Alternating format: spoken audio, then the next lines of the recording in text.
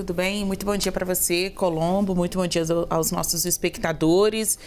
Parece que não está tão combinado assim. Alguns deputados estão reclamando que o texto que saiu do Senado Federal, aquele que reduz o impacto fiscal, não retira todos os gastos do teto fiscal, não saiu como combinado com os parlamentares e também com o presidente da Câmara dos Deputados, Arthur Lira.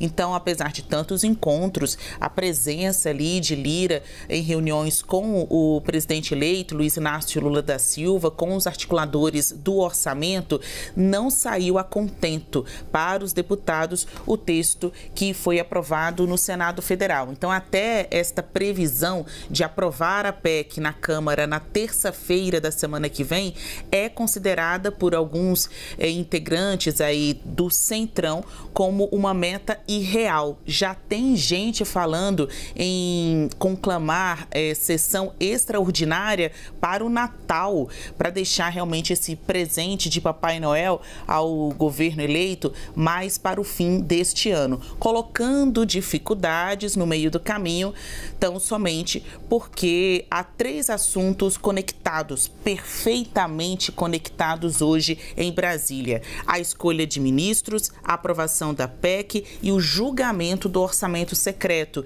que hoje terá um novo capítulo. O Supremo Tribunal Federal retoma aquele julgamento sobre a validade das emendas de relator que são abastecidas pelo orçamento secreto, e aí a gente poderá ter um termômetro novo do andamento desta PEC lá no Congresso Nacional. Uma coisa não acontece sem a outra. O governo tem sido muito pressionado a apresentar sua escalação de ministros aqui da nova esplanada, mas responde: antes de ter todos os ministros escolhidos, o Congresso precisa aprovar a PEC, ou então vai acabar surgindo desentendimentos devido às escolhas não pretendidas, né, ali pelos seus aliados para ministros. E depois a PEC, cadê a PEC? Aí o Congresso responde: não tem PEC se o STF não encerrar esse julgamento do orçamento secreto. Então são três coisas perfeitamente conectadas que a gente tem aqui em Brasília: ministérios, PEC e orçamento. O Congresso dando os seus recados, precificando, mostrando quanto o custo pela aprovação dessa proposta está ainda mais caro. Um último bastidor: ontem houve um almoço de Arthur Lira com a Frente Parlamentar da Agropecuária, a FPA, ou seja, a bancada ruralista.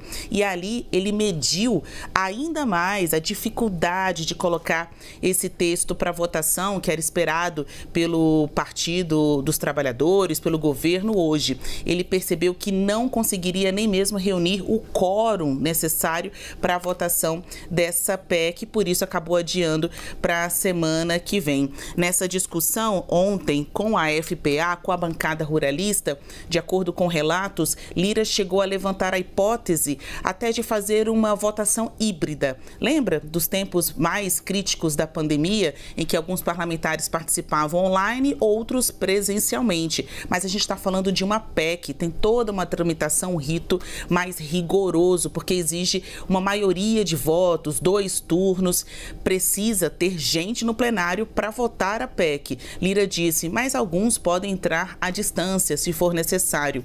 Nem assim a ideia passou. Então tem gente que ainda não engoliu a proposta de emenda à Constituição que abre o espaço fiscal na ordem de bilhões, garante aí o cumprimento de algumas promessas de campanha do governo Lula-Alckmin, a exemplo do Auxílio Brasil de R$ 600 para o ano que vem.